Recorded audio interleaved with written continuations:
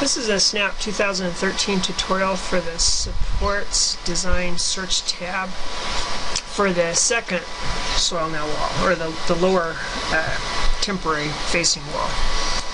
So what we're going to do here is we're not going to design the height of the wall because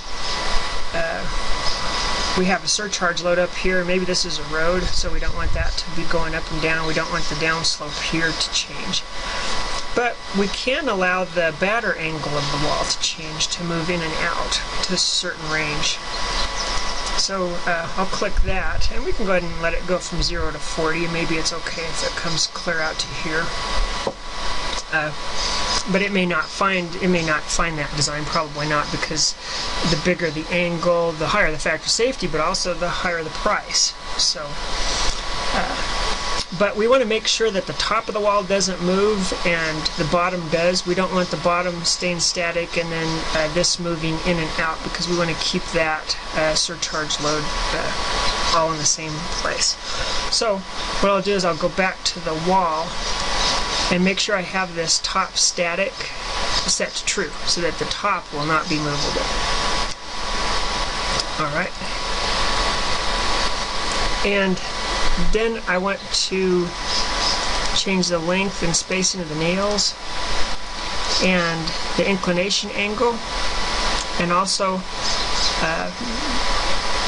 allow a fan, allow the upper nail and the lower nail to have different inclination angle, and then just interpolate everything in between. And I also want to shorten the nail to match the T-forces. So I'm going to go back to the nails and put a crop of 1 in here. And that just says it rounds it to the nearest foot to match the shortened nail T-force. Okay. Back to the design, and I'll go ahead and design for the cantilever, the drill hole diameter, the bar, and the bar number. I'll just scroll over and make sure those are okay. Yep, looks alright. And now I will go ahead and hit search. And the original design here, even though it had the same nail pattern as the upper wall, it was a temporary wall instead of a permanent, so that's why instead of being 1.5 million, it's only 984,000. Those permanent wall facings can be fairly expensive. And now I'll move the mouse back to this cancel button and look at the progress here. And so it's collecting orthogonal observation 10 of 41. So when you see 41, what it does is one observation is the original design. So it's collecting an additional 40 designs, and 20 of those are going to be orthogonal observations. That means they have to be a minimum value or a maximum value of a variable. So it does a small subset of those designs, and then it will do 20 random designs. And so that's why it says it's 21, observation 21 was the last orthogonal design, because it counted one for the original design. Since that's already been calculated, it just uses it. And now it's filling out the interior of the hypercube in the sense of just generating random lengths of nails in a random spacing and a random inclination angle and all of that. And then it generates then after it finds values for those, it goes ahead and figures out what is the factor of safety and the price for that particular wall design. And it's shown in the background there while it's calculating those random designs. And now it's almost completed doing the random observations.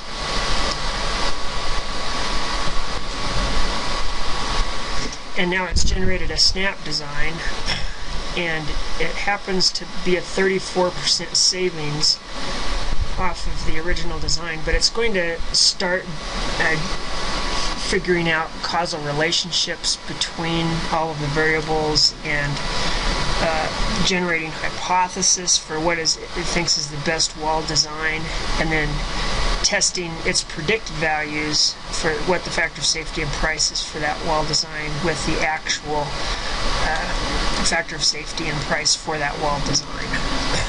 And so it says it's testing hypothesis 7, and it's day 1 of 20. And this is an artificial intelligence technique for simulating the scientific method. So it uses an artificial neural network with neurons and synapses connections and all of this. It's actually copies both the function and the structure of a neural network or of a brain. And so what it's doing is it's training this neural network to learn what are all of the or given a certain nail length and nail spacing, etc., what is the price and what is the factor of safety. Then it also figures out what are the relationships between the variables, and then it uses that, and it starts thinking what is the best possible wall design it can think of. So it then generates that and says, I think this is the best wall design. Then it predicts what is the price and factor of safety for that design, and then it builds it and then compares, and if they're different, it causes it to rethink the theories between about the causal relationships between the variables. And but eventually it gets to the point where it predicts the prediction is correct. That means it says, I think the best design is this particular design, and it will have this factor of safety and this price. Then it runs that design and it gets it right, exactly right. And so now it can't really improve at all, because it's already found the best design and its theories were all proven to be correct. So what it does is, you'll see it says it's testing hypothesis 23, day 1 of 20. So the reason why there's different days is that it's allowed to sleep. In other words, because it's an artificial neural network, it has synapses connections that are similar to an actual brain that has synapses connections between the neurons, and those kind of can get excited to the point where they don't change. So whenever a person sleeps, they may dream, and that means that it's the synapses are starting to release energy during sleep. And then whenever, after a period of time of allowing those synapses to relax, then the next day you might be able to think a little bit better. And this is how the neural network functions, is that once it thinks it knows everything and it's got all of the correct hypothesis predicted, and then it doesn't have any way to think of new causal relationships or anything. So it's allowed to sleep on it, in a sense, and then the next day it comes back with a little bit fresh. And then what it does is, for the next day, is it goes ahead and generates another random design and says, what about this? Is this what you predicted? And if it's not what it predicts, then it goes ahead and rethinks some of the theories and tries to generate a better hypothesis and tries to beat the design that it had the previous day. But it's still testing hypothesis on day 1. So this means that every time it tests a new hypothesis means that it's learning something new. And it's having to change the theories behind, say, how the nail length and the nail inclination angle, and both of those variables together will affect the factor of safety. If you have a length of nail at a high inclination angle, it has a different effect if you change the length of that nail than if the inclination angle is low. It'll change the factor of safety.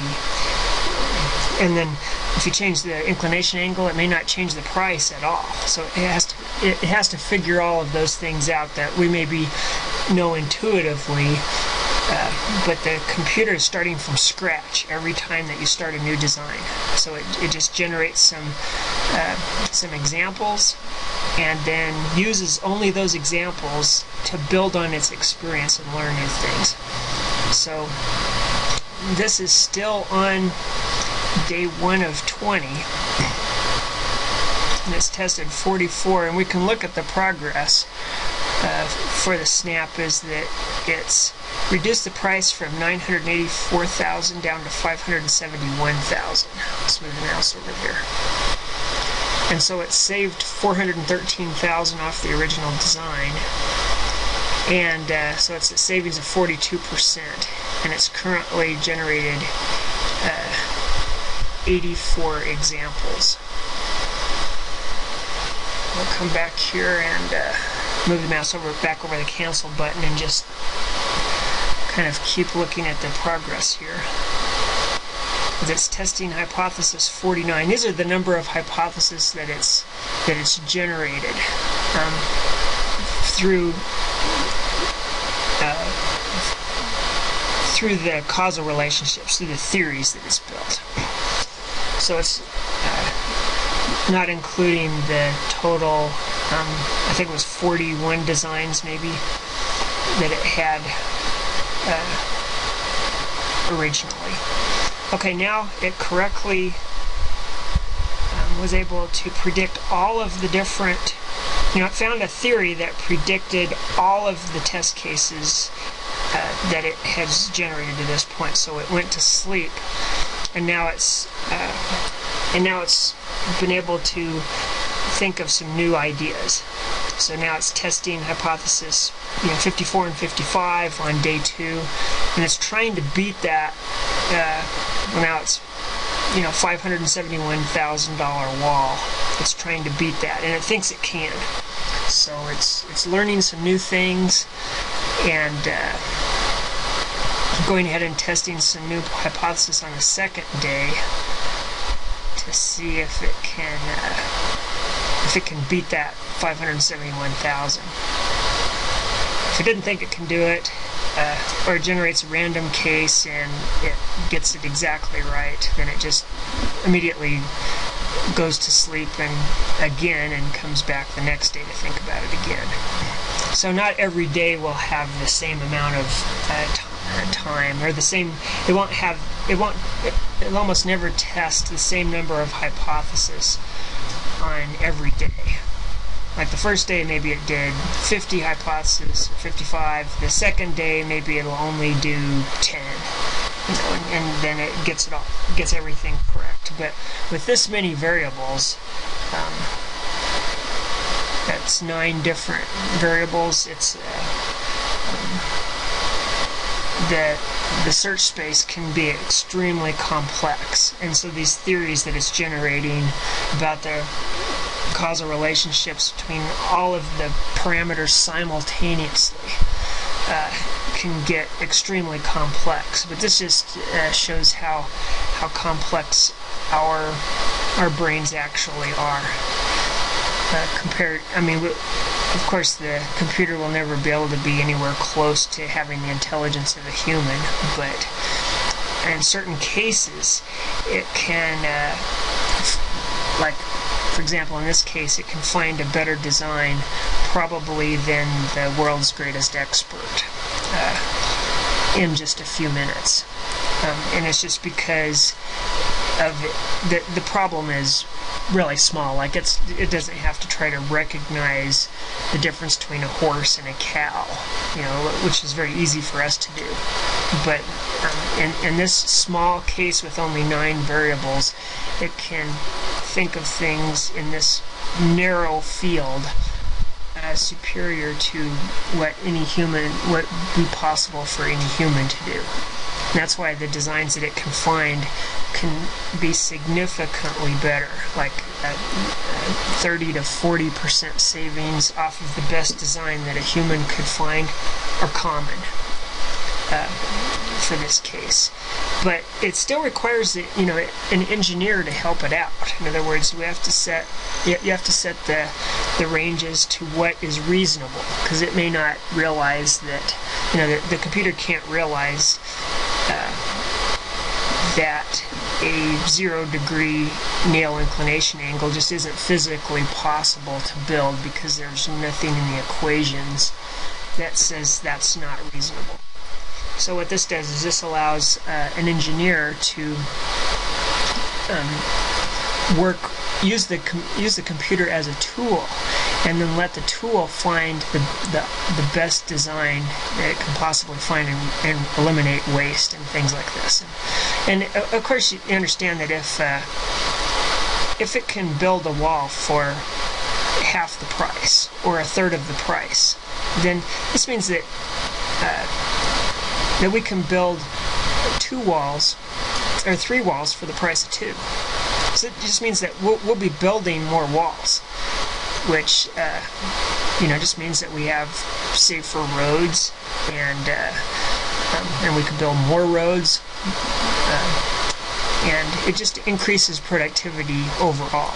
So even though it seems like it's cutting out a lot of concrete and steel out of one particular wall, we'll still use the same amount of steel and concrete, as much as we can afford, as much as what has been allotted for building roads, and what's been allotted for building walls. Like this allows us to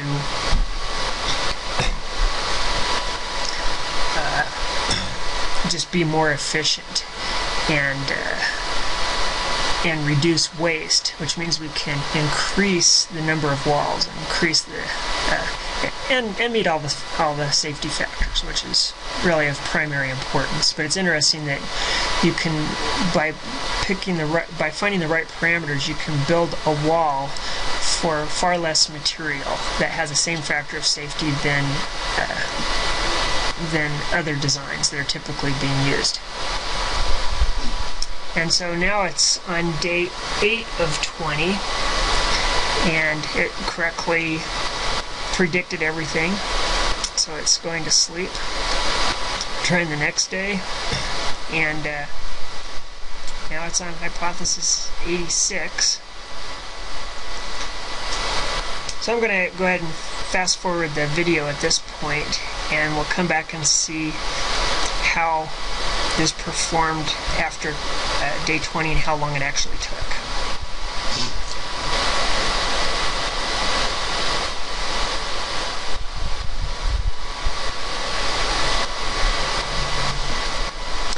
And now the design has finished, so I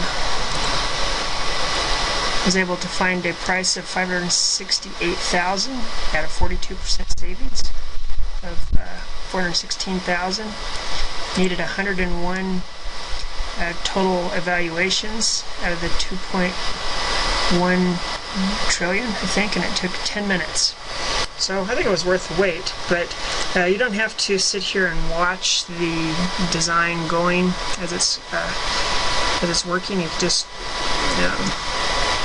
work on something else and then come back to it in about 10 minutes, and you'll have a really good design. We'll look at the design here. Just has 3 nails, and has a fairly good batter angle there. Looks like it had a 21-degree batter angle, 18-foot nail, and whenever you see this 10-foot horizontal spacing, and that was the range that we got there, it indicates that maybe the range was too narrow. It's better to have the ranges too large than too narrow, so it doesn't constrain it, but you need to make sure that it's within the ranges are reasonable for what can be built. Anyway, this concludes the design search tab for the second wall.